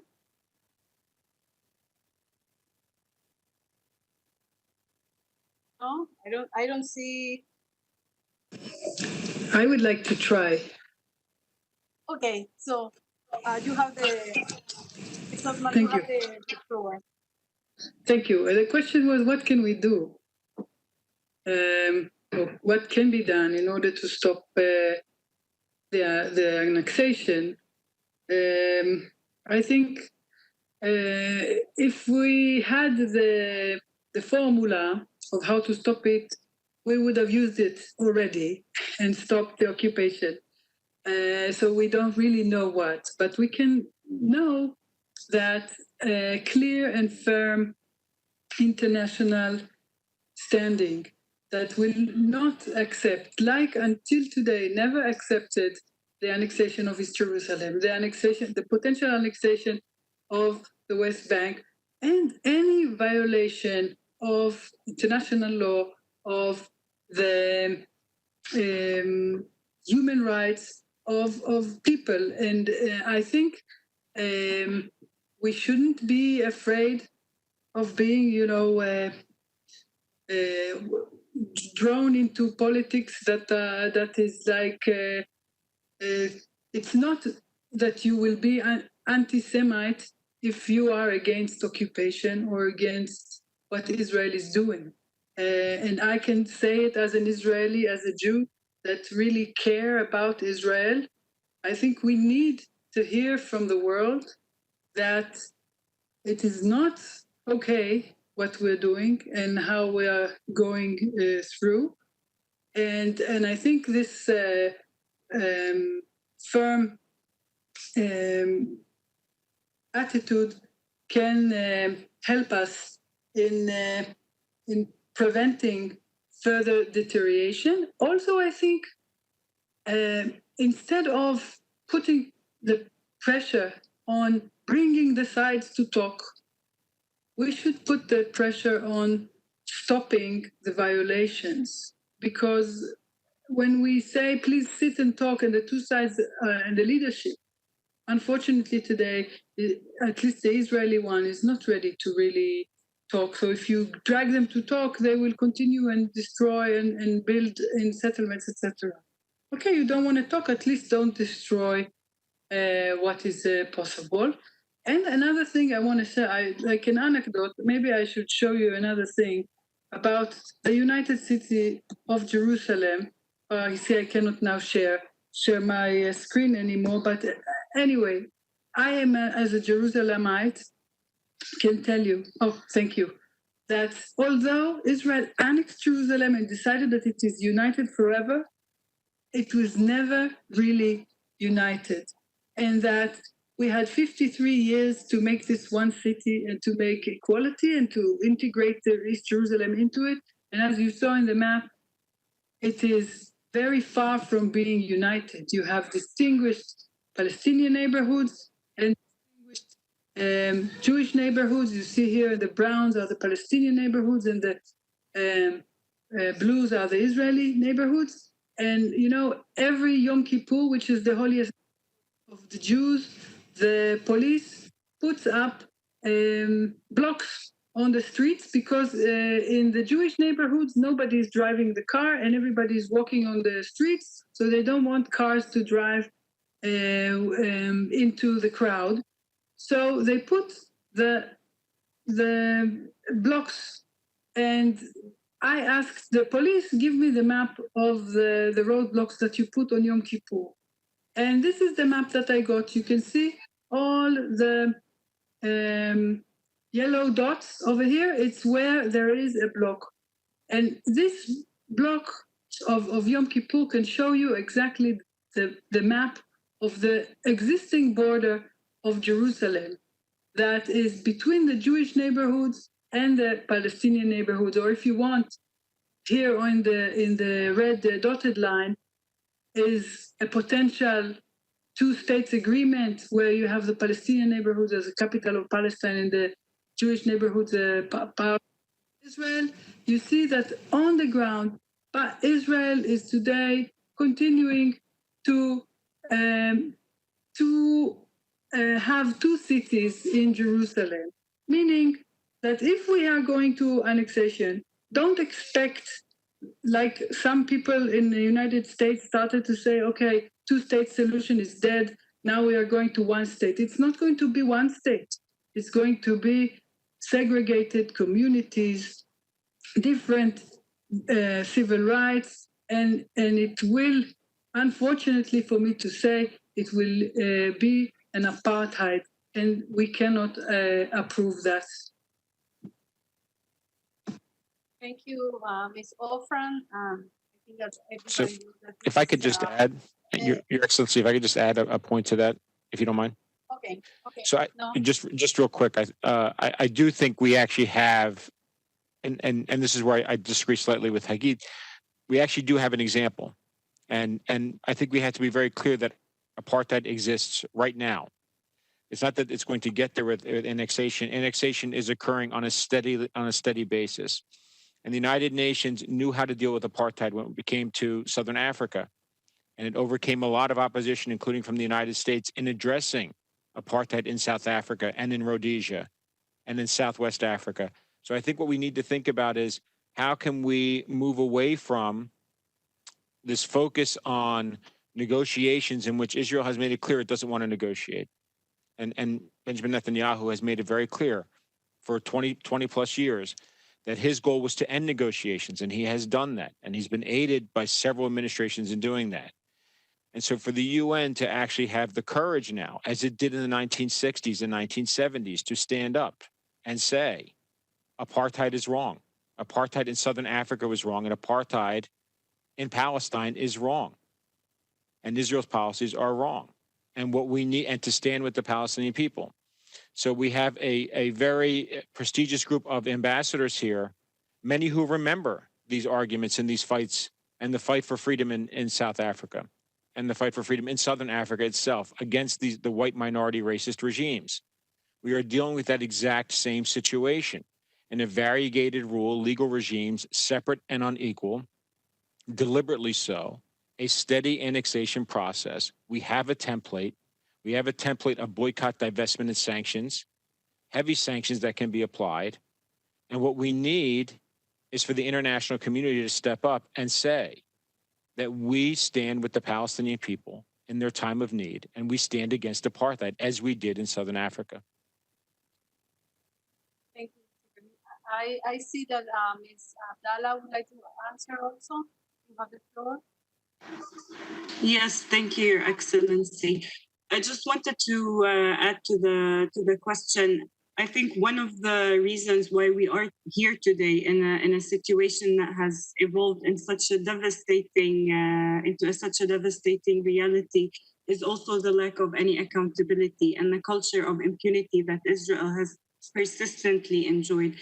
Words are not enough anymore. We have come to a point of no return, unfortunately, in Palestine, and we do have numerous mechanisms that we should be activating as member states, as civil society, as Palestinian advocates and activists. I think one key issue here that we're talking about is ensuring support, ongoing support for the International Criminal Court. And hopefully, if an investigation does proceed forward into the situation of Palestine, I think member states, especially those that pride themselves in upholding international law and principles and human rights standards, should be pushing this forward and protecting the integrity and the work of the court during the investigation process. And there are numerous ways as well that can be practically applied, whether it's by imposing individual restrictive measures or individual sanctions and travel bans on all those perpetrating serious violations of international law and crimes against Palestinians, or by ensuring that there is genuine differentiation between Israel and the occupied Palestinian territory, that settlement products are banned as a fulfillment of an obligation for third-party states under international law, and that at least businesses and business enterprises operating in the occupied Palestinian territory under Israel's jurisdiction are not contributing to the state of occupation, land appropriation, natural resource exploitation, and so on. Thank you. Thank you, Ms. Abdallah. And now I'm going to give the floor to the representative of Indonesia. You have the floor, sir. Thank you very much, my dear sister, Ambassador Ana Rodriguez. And let me also thank the organizer for convening to this conference, a very timely and important meeting for us all. Not only does the meeting take place in the midst of global pandemic, but also in the midst of watershed moment in the Israeli-Palestine conflict. Let me also thank all the speakers and panelists for their very comprehensive, enlightening, as well as insightful remarks during this conference. Well, on annexation, Indonesia has consistently denounced any action that would destroy the fundamentals of the peace process, inflict adverse impacts on millions of Palestinians, and stabilize the region and beyond. I would also like to reaffirm Indonesia's unequivocal solidarity and support of the Palestinian people to achieve their inalienable rights, including the establishment of a contiguous independent state of Palestine within the pre-1967 borders with East Jerusalem as its capital. As much as we welcome the light progress on the implementation of Israel's plan to annex Palestine, we cannot afford to be complacent and must remain vigilant. We need to keep mobilizing the support of the international community to ensure the end of the annexation plan and the end of Israel's illegal occupation. With that in mind, actually, I have a similar question with what has been raised by Tarek a few moments ago and has already been elaboratively explained by the three panelists. But I would add to the other question, actually, regarding the quartet. To the panelists, how do you foresee the possibility of resuming the negotiation by the quartet and relevant parties? What are the preconditions to bring them to the table? Thank you very much.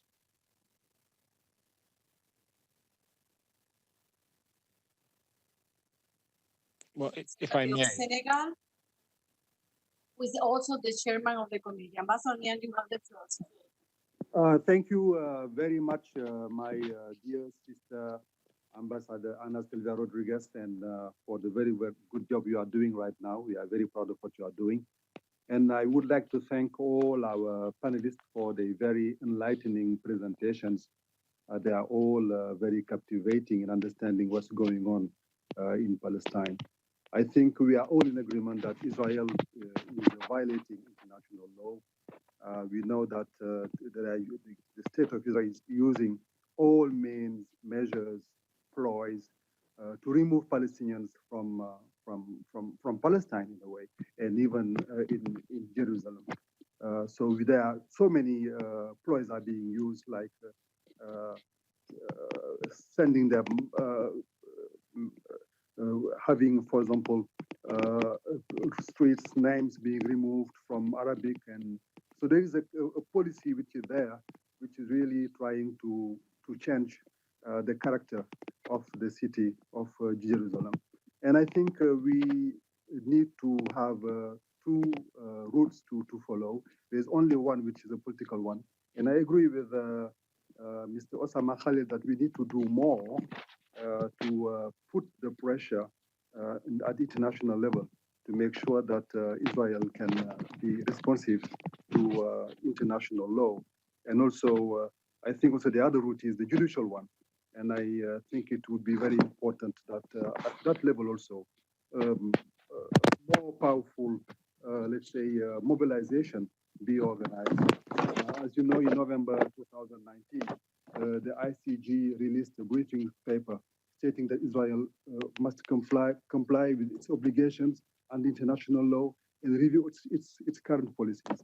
I think the judicial route for me, in my view, and I'm speaking on my own personal view, not as chair or not even as the ambassador of Senegal, but I think that at the judicial level there is something missing there. Some actions have been initiated, but I think we need to do more. I would like also to have the views of the panelists on how best we can address that, how best we can make sure that Israel can be drawn at the judicial level and also respond to what it has to do. So this, I don't want to be long. This is just what I wanted to do, and I would appreciate if I can have any feedback from our panelists on the way we should do to enhance Israel's responsibility and accountability. Thank you. Thank you, Ambassador Liang. Before giving back the floor to the panelists, I would like to give the floor to the Deputy Permanent Representative of South Africa. Have the floor. Thank you, Ambassador Anna. And we also wish to thank all the speakers and all the panelists for their wonderful presentation today. Their comments are very insightful. South Africa remains great. The declaration of the situation in the occupied Palestinian territory, the West Bank, including East Jerusalem, Whether annexation is implemented partially or totally, we believe that the international community, including the Security Council, must take tangible action in respect of international law and relevant resolutions, including those of the Security Council. Speaking at the Security Council on 21 July, the president of the U.S. Middle East refraining from de jure annexation must, of course, carry no reward. Avoidance of criminality is not normative, not prize-worthy. Close quote. Israel's continued escalation of its settlement activities, detention, arbitrary arrests, harassment, destruction of Palestinian property, and of Palestinians residing in areas for annexation is a violation of social and economic impact. Yet Israel continues to hamper Palestinian efforts to combat the virus, making a severe crisis even worse. In line with South Africa's constitutional mandate, foreign policy priorities, our country continues to stand in solidarity with the people of Palestine in the wake of Israeli aggression. We reaffirm our continued support to the Palestinian independence struggle. Under annexation, Palestinians would be left with nothing more than a bandstand, ending all hopes for an independent, viable, and contiguous Palestinian state. In conclusion, Chairperson,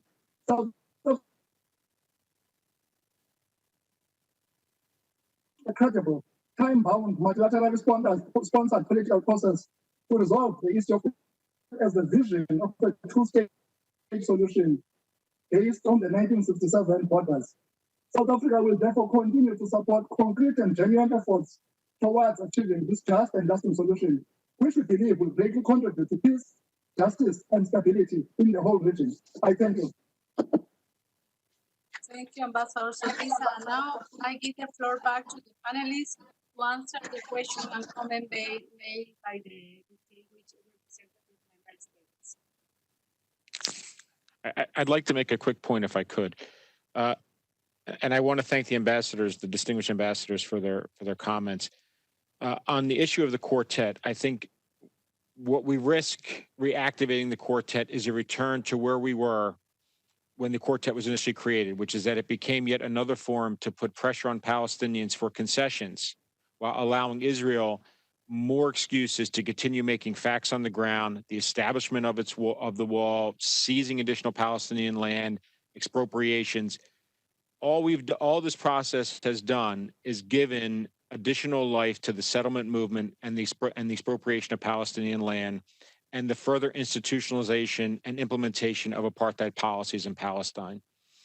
What actually needs to happen now is for the international community to begin systematic pressure on Israel to abide by its responsibilities, A, as a UN member state, B, to Maha's point, using the ICJ and the ICC to begin applying international law and international human rights law against Israel for its violations of the Palestinians, including apartheid, holding Israel to account for its apartheid policies, not just in Jerusalem, but throughout the West Bank, and pushing for equal rights for all within the boundaries of Israel-Palestine. That, I believe, is the only path forward. I'm afraid that any continued attempts to revive negotiations based on these outdated formats, using outdated structures like the quartet, will only allow Israel more and more opportunities to seize land and delay the inevitable while it imposes apartheid on the Palestinians. So thank you for your time. Thank you. And now I give the floor to Ms. Abdallah. She wants also to answer. Thank you, Your Excellency. I would like to build on my previous answer to try and answer parts of Ambassador Neong's question on what can be done to ensure accountability at an international level. And again, the ICC is definitely one way to seek accountability. One way, it's a mechanism not only to hold people accountable and perpetrators accountable, but to deter future crimes and future serious violations from taking place. In the case that goes on or it doesn't go on, I think also activating universal jurisdiction mechanisms in the various countries around the world is also something that we should be seeking more of on the question of Palestine. And whether it's for Israeli perpetrators or as officials, official representative of the states, or for Israeli individuals or other individuals that have been so strongly and intrinsically associated with the commission of war crimes and crimes against humanity in the OPT, including corporate actors that have been seriously involved over the decades. And then again, we look at the other mechanisms available for us. And one most striking one would be the Human Rights Council. And it's at the end of the day, the resolutions, whether the ones that are voted in favor on, that there's weak implementation, weak enforcement, if any at all, to be frank on this. And especially when we're talking about accountability resolutions that are being voted on at the Human Rights Council, particularly specific on the situation of Palestine, particularly yes, depending on fact-finding missions and commissions of inquiries, investigating certain incidents. And I think these also allow, for more concrete and more vocal voicing of states' positions and actions and so on. And lastly, I think consequences is the key word in ensuring accountability. If there are no consequences, Israel will continue to perpetrate violations if nobody's going to stop it. Thank you. Thank you, Ms. Abdallah. Now we are receiving a question from viewers that are following us from different platforms. So what I'm going to do is to post the question actually, and giving back the floor to the panelists to answer them. The first question is from Mohammed Gardarli from the Lebanese Mission, and the question is, I would like to ask if there are organized efforts from the civil society to preserve the presence of Palestinians in East Jerusalem. So this is one of the questions. I'm going to raise it again. I would like to ask if there are organized efforts from the civil society to preserve the presence of Palestinians in East Israel. The second question is a long question from Lina in Palestine. Is Abdallah referred to policies of apartheid in the city of Jerusalem and with the respect of the Palestinian people as a whole, who have been denied the exercise of their inalienable rights since the Nakba of 1948. Can you explain how Israel's current annexation, including of West Jerusalem, East Jerusalem, and the occupied Syrian Golan, as well as planned annexation of large part of the West Bank, can be understood as part of the institutionalized regime of systematic oppression and domination over the Palestinian people, which the Rome Statute of International Criminal Court defined as the crime against humanity of apartheid? You want that I read the question again? Fine. And the third question is from Libras in India. The question is for Ms. Ofran, and the question is there any particular reason to justify a secular United States obsession with a religious, Jewish, objective over Jerusalem? Ms. Ofran, do you want to read the question again? Yes, so the question is there any particular reason which justify a secular United States obsession with a religion, in brackets, Jewish, objective over Jerusalem? So I'm going to start the question with Ms. Abdallah. You have two questions. So I'm going to start with you, and then I give the floor to Ms. Ofran. You have the floor, Ms. Abdallah. Thank you, and thanks for the audience for these questions. With regards to the first question about organized efforts from civil society to protect or empower the presence of Palestinians in Jerusalem, that's definitely present. But as I tried to highlight in my short intervention, is that these are also coming under attack, and the space for civil society, for Palestinian civil society in Palestine in general, but particularly in East Jerusalem, in Jerusalem, is under severe restrictions and severe methods to control it, to limit its space, and to diminish its presence and weaken it.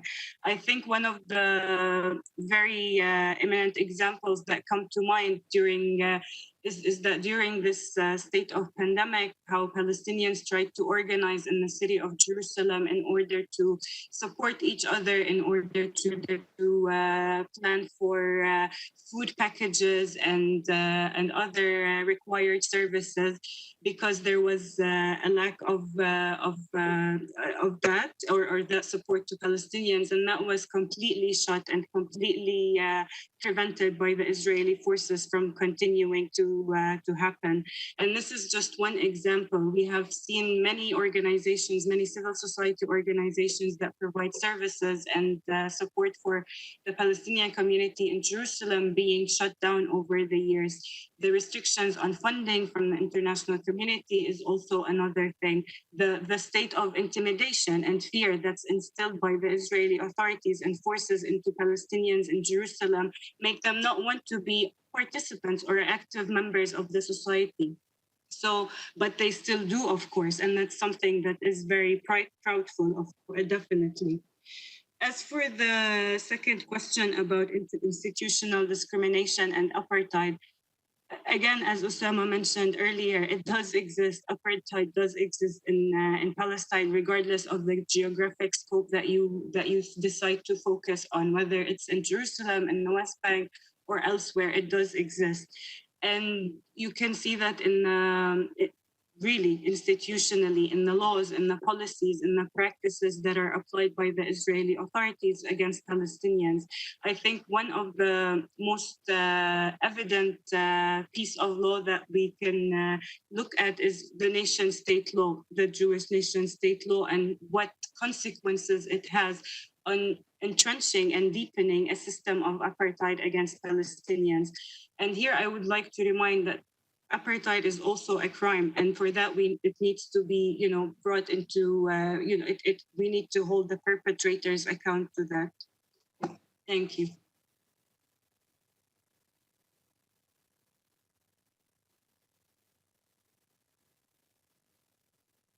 Ofran? Yes, thank you. Just to complete the question on apartheid, I want to mention that Israeli human rights organization called Yesh Din published 2 weeks ago a legal opinion that is analyzing the criminal offense of apartheid and analyzing Israel's policies in the West Bank in the 53 years and especially today, and actually showing how the Israeli policy in the West Bank is absolutely in the definition of apartheid, and I encourage all of you to take a look on Yesh Din website and read this very important legal opinion. As for the religious aspects of our conflict, or the religious aspect of East Jerusalem, I'm not sure I understood the question so well, but if I understand it, the two sides have sincere connection to the holy sites in Jerusalem. It's a symbol for both of them. And in East Jerusalem, in the Palestinian Jerusalem, there are many sites that are holy for me and important for me as a Jew, as an Israeli, and also for the Palestinians. And I think what is happening by Israelis' policies in this area is that Israel is trying to impose only the Jewish narrative on the whole public domain of East Jerusalem. And you can see it in so many aspects, and we cannot go into all the details of that. And I think that if Israel is claiming sovereignty over like Jerusalem, which is holy for so many people, we need to take responsibility to respect all other how all religions are looking at those areas and to preserve it. If you are a sovereign, you're supposed to be also responsible. Unfortunately, Israel is not doing that, and I think there is a lot to be done in order to hold Israel accountable, or at least to put the public attention on the touristic and religious developments on the ground in East Jerusalem. However, I do believe that the two sides can have a compromise that will have arrangements to both sides to respect the holy sites of the others and to have two states in two capitals.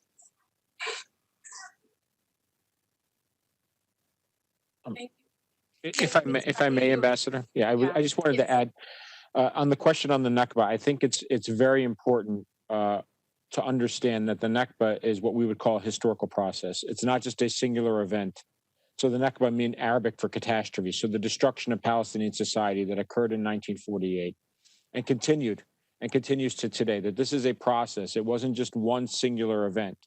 It began in 1947, 1948, and then continues today in various different forms. And so we can see that when we talk about, as the questioner asked, about neighborhoods in West Jerusalem that were depopulated, those Palestinians who became refugees in 48. We saw it again in 1967, another 150,000 to 200,000 Palestinians who became refugees as a result of the 1967 war. We see it in the steady annexation and depopulation policies of Israel, whether it's with the Bedouins in the Negev, whether it's in the Jordan River Valley, whether it's attempting to force Palestinians from rural communities into the cities, thereby also trying to do this self-transfer, forcing them to leave Palestine, their ancestral home. So we see this again and again, the same types of policies, and overriding all of it is not just the system of discrimination, but the system of apartheid that we actually need, Palestinians need the United Nations to step up as they did in the 1960s and the 1970s and the 1980s to take a firm stance against these policies, to work with Israeli activists on the ground who understand that what is needed now is an end to these policies, an end to apartheid in Israel-Palestine, and equality for all. And I'm hoping that this will be the beginning of that discussion. Dear colleague, we are running a little bit out of time. I would like to ask, yes? Whenever you have some time, I just want to have... Ambassador, let me explain. We are running out of time. We are going to lose the UN Web TV. We can run a little bit over 12 on WebEx. So but you have the floor in order to let people know that maybe after 12, we are not going to see Web TV. Okay. All right. Quickly. Again, we appreciate everything that everyone is saying. Let me just emphasize, there is no silver bullet in dealing with that issue. This is an unfolding dynamic situation. This connection, the Palestinian people are struggling at so many different levels. For example, the 2 million Palestinians who are citizens of the state of Israel, who are suffering the most from the nationality law that Maha referred to, that is a very clear case of apartheid and discrimination. It applies fully and vividly to them. In Jerusalem, East Jerusalem, you have the combinations of elements of apartheid and struggling against occupation. In the West Bank, especially with regard to settlement, there is a global and powerful opposition from the international community, and the demand is still on the table. We want to end occupation. By getting involved in ignoring that and ignoring the global condemnation and against settlements, and to try to shift that it is everything is apartheid, I think that we're making it more difficult on the Palestinian people to move forward than easier. It's not an analytical issue. It is a daily issue of struggle. I do not benefit from condoning settlements under the banner, I want to now fight for equality. Equality for our brothers and sisters who are citizens of the State of Israel. If it is possible, equality in East Jerusalem, but yet the struggle is for ending occupation and struggling as well against, all elements and symptoms of apartheid. But we should not emote global consensus everywhere by the international community, which is very clear in opposing policies and practices of Israel in the occupied territory against settlement with regard to annexation, confiscation of land. These things are also war crime. I'm here referring to the issue of settlements. It is as the war crime of apartheid. So therefore, the Palestinian people will dictate the details of and the tactics of their struggle for their rights. And their rights, and occupation, to oppose settlements, to have equality, and to fight against apartheid, particularly inside Israel. All these things, the Palestinian people are involved in them. We will continue this. The last comment about the quartet.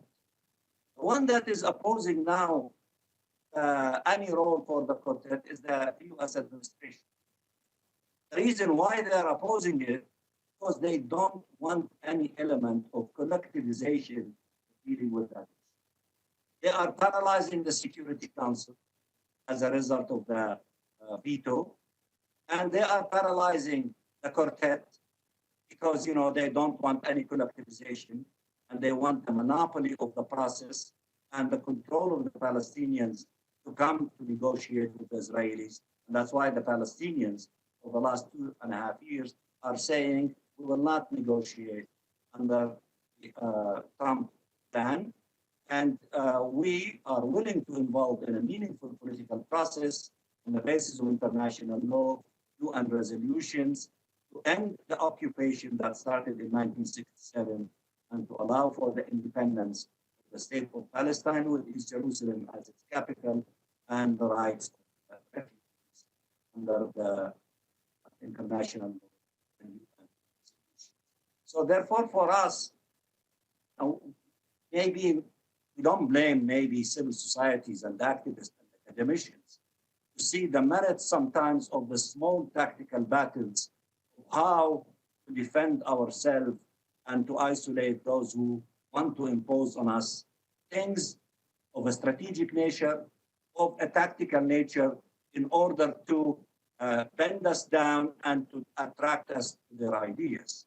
So, for example, for my friend, Osamah, he doesn't need to see the merits of some of the tactical battles that I engage in and all of my colleagues at the UN in order not to allow the U.S. administration to continue manipulating the process. If I can shift it to the Security Council and give the role to the Security Council, I trust more people to be involved in our issue. If I cannot succeed because of the veto, if there is a way to allow the quartet to play some role in opposing annexation, that has tactical value for me. But the idea is I don't want to be a prisoner of the manipulation of the Trump administration. I respect those who might not see any merit in these things, but as we do not tell our friends in the civil society movement how to conduct their work and what tactics and strategies they follow, we support everything they do, I think it would be also useful to see, to give us some leeway in that direction. And after all complement each other because we are all working for the same objective, which is justice for the Palestinian people. As the Palestinian people decide through their collective organized elements, whether the political parties, the PLO, the civil society organizations, their supporters inside Israel, those who work for peace inside Israel, and those who work for justice through the whole, all corners of the globe. I think that this discussion is extremely useful. Civil society organization should continue to maximize the pressure on representatives of the government. That is useful so that representatives of government, as they legislated, for example, operative paragraph 5.334 Security Council resolution to differentiate in the occupied territory and the borders of Israel. These are important steps that will be hopefully followed by additional steps if the international environment allow, so that we can move more and more in the general direction. The struggle of our brothers and sisters in South Africa against apartheid lasted for a long period of time, and every small help from every corner of the globe to support the steadfastness and the struggle of the people in South Africa led at the end of the day to the destruction of that abhorrent system, apartheid. I believe the support of everyone for the struggle of the Palestinian people over time, at the appropriate time, hopefully soon, will also succeed in allowing the Palestinian people to attain their inalienable rights, all of their rights, including self-determination, independence, and the right of the refugees. Sorry, Anna, but I thank you so much. Wonderful chairmanship. Thank you. If I may, I know we're not on the web TV. Discussion, Osamah, I want to have a discussion. Yes, I think it's important we have a discussion. I think it's also important, Ambassador. It's important that we're not all working in the same direction. Let's be clear, we're not all working in the same direction. You represent a government, Ambassador. You represent a government that collaborates with Israel, security collaboration with Israel. You've represented them for a long time. Listen, the president claims this. The president says this. The president says this. We disagree, but we are together. He says it's sacred. Let's not pretend that we're all working in the same direction, Ambassador. Let's not divide each other. Let's not pretend. You're the ones that are dividing us, Ambassador. You're the ones that are dividing us. Ms. Ambassador, we are running we are running out of time. We are not going to conclude the closure of our session. I think that you can continue talking bilateral. I would like to thank everybody all the participants for insightful questions and the intervention. And in particular, I would like to thank our panelists, Ms. Abdallah, Ms. Ofran, Ms. Khalil, for taking time to participate in this meeting, sharing important information and their insights, and answering all the questions from members and from the audience. I call on all members and observers of the committee, on the member state at large, and defender of international law and human rights to take action collectively in your national capacity to avert the annexation in the West Bank that would jeopardize irreversibly the two-state solution. Now it's time to act in a coordinated and decisive manner.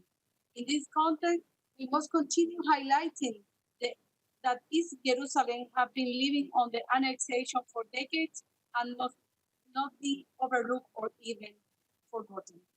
I think that we need to continue put pressure, raising awareness, mobilizing the international community against annexation and against the occupation. So before I conclude, I would like to thank all the members, states and observers of the committee, the wider UN membership, our partners in the civil society, and the public at large for participating in today's conference. I would like to especially thank the Organization of Islamic Cooperation, represented today by Ambassador Gonzalez, for continuing to be a supportive partner of the community. To conclude, I would like to remind everyone that recording of this meeting will be shortly uploaded in the webpage of the committee in www.un.org/UNISPAL, where you will be able to learn more about the question of Palestine, the work of the committee, and upcoming events, and on your also YouTube page. The committee will, through the Division of the Palestinian Rights, keep you all updated on the date and time of the second part of this conference, which we plan to hold late tomorrow. I thank the Secretariat for the organization also. I thank also the Secretariat for the organization of the conference. I thank also the technician to help us to keep running the event, and all the participants. I herewith declare closed the first part of the 2020 International Conference of the Equation of Palestine, of Jerusalem. Thank you again to all the participants to be here with us